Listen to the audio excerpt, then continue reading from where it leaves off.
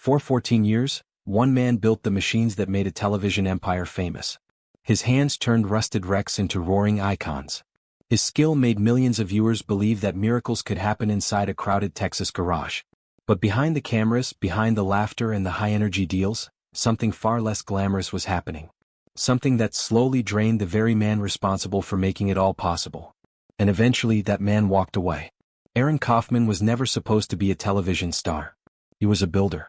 A problem solver. The kind of mechanic who could stare at an engine for 5 minutes and understand it better than most people could after years of training. While others chased attention, Aaron chased perfection.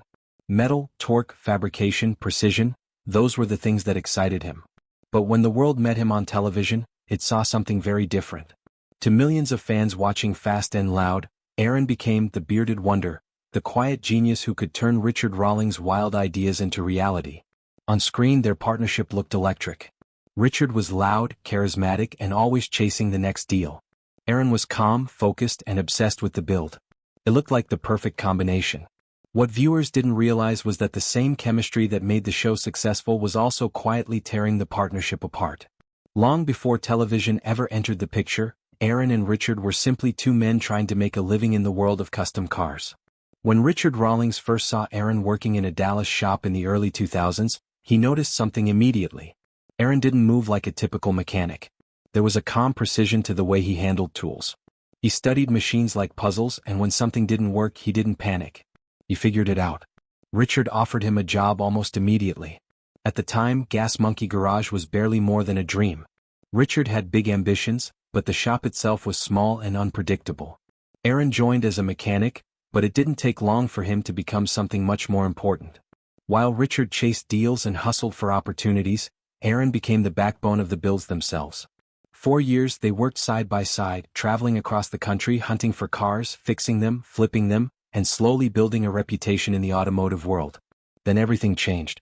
In 2012, Discovery Channel took a gamble on a new show centered around Gas Monkey Garage. The idea seemed simple enough. Richard would hunt for classic cars, buy them cheap, and Aaron would transform them into something special before selling them for a profit. No one expected what happened next. Fast and Loud exploded almost overnight. Within weeks of its premiere, the show became one of Discovery's biggest hits. Viewers loved the contrast between Richard's chaotic deal-making and Aaron's calm, methodical building style. It felt authentic. Raw. But the success came with a cost. The network wanted more episodes, more builds, more drama, and faster results. During the very first season, the team was given an almost impossible challenge: 12 builds in 24 weeks. For most custom shops, a single build like that could take months, sometimes longer. But on television, time moves differently. Deadlines weren't suggestions. They were absolute. And Aaron was the one responsible for making them happen. While Richard handled negotiations and appeared on camera making deals, Aaron lived inside the garage. His days began before sunrise and often ended long after midnight. Sometimes he didn't go home at all. He slept in unfinished cars, rinsed off with a hose behind the shop, and went right back to work. 38 hours without sleep wasn't unusual. Cameras captured him once sitting inside a half-built car, struggling to keep his eyes open. Tools lay scattered around him. His head tilted back against the seat. Every few seconds he forced himself awake, only to drift off again. It made for dramatic television. But it also revealed something deeper. Aaron wasn't just building cars. He was carrying the entire operation on his shoulders. Friends who worked alongside him began noticing the difference between the two men at the center of the show. While Aaron often worked 100-hour weeks inside the shop, Richard's role focused more on deals, filming, and the public face of Gas Monkey. One close friend later estimated that in the first few months of filming alone, Aaron logged over 1,000 hours in the garage. The audience saw the finished builds. They didn't see the exhaustion. At first, Aaron didn't complain. Building cars had always been his passion, and the opportunity to work on bigger projects seemed exciting. But as the seasons continued, something began to change. The creative freedom he once enjoyed started disappearing. Television has its own priorities, and they rarely match the priorities of a craftsman. Aaron wanted to build complex machines. Unique creations that pushed the limits of engineering and fabrication. But those projects took time. And time didn't fit well with television schedules. Producers wanted faster builds. Simpler builds. Projects that could be completed quickly enough to fit into a single episode. To Aaron, it began to feel like the work itself was being reduced to a formula. One moment made that realization impossible to ignore. A few seasons into the show, Aaron casually mentioned to producers that he was thinking about shaving his beard. For most people, that wouldn't be a big decision. But for television producers, the beard had become part of the brand. They told him he couldn't shave it. Not that they preferred he keep it. Not that they wanted to discuss it. They simply said no. Aaron was stunned. It wasn't just facial hair anymore. It was a symbol of something deeper. His image, his identity, even his appearance had become part of the show's property. Eventually the producers backed down after Aaron pushed back, but the moment left a lasting impression. He realized he wasn't just a builder anymore. He was a character. And characters don't always get to decide their own path. Meanwhile, the tension between Aaron and Richard continued to grow. Their personalities, which once complemented each other so well, were now pulling in completely different directions. Richard thrived on the chaos of television. The fast deals, the big risks, the spotlight. That energy fueled him. Aaron wanted the opposite. He wanted time. Time to design. Time to fabricate.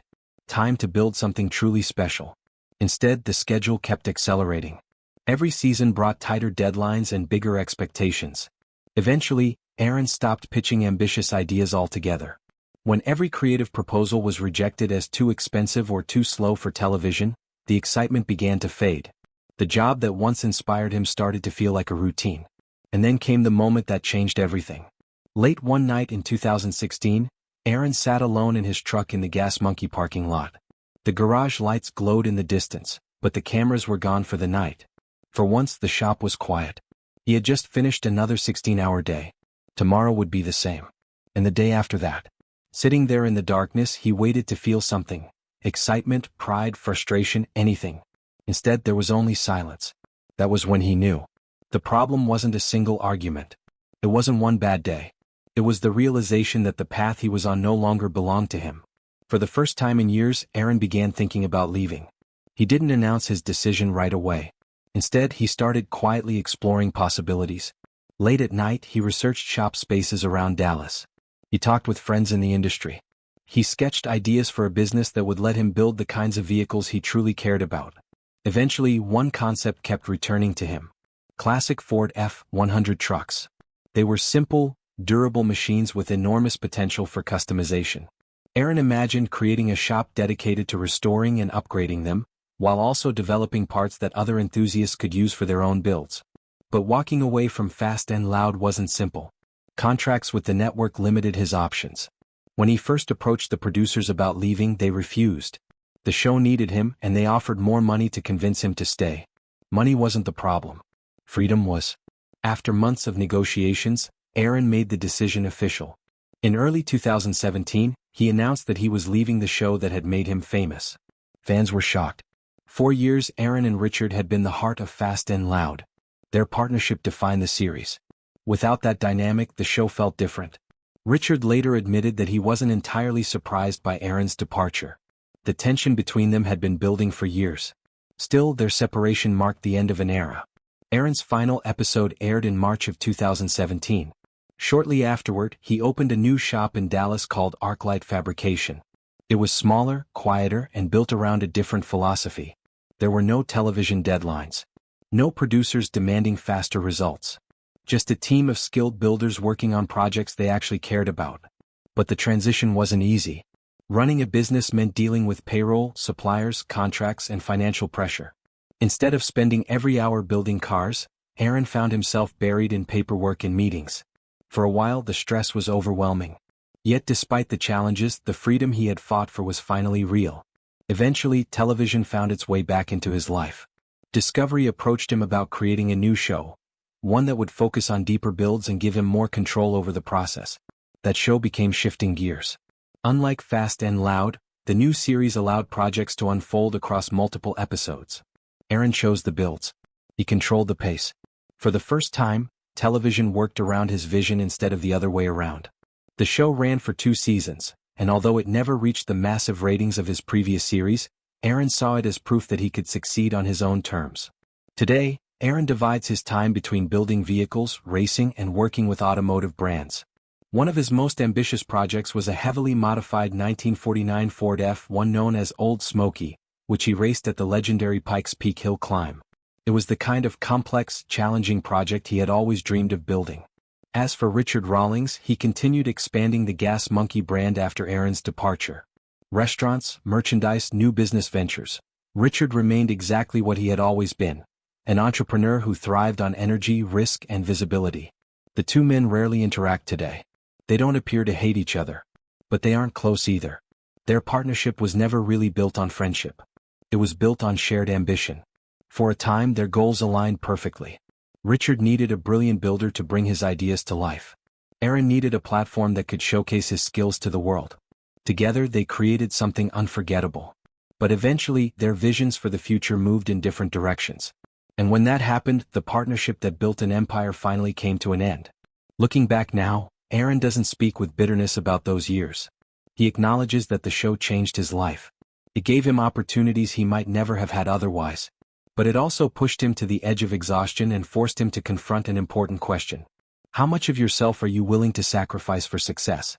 For Aaron Kaufman, the answer came quietly, one night in a dark parking lot outside the garage that made him famous. And when he finally chose freedom, he walked away from everything he had built, so he could start building again.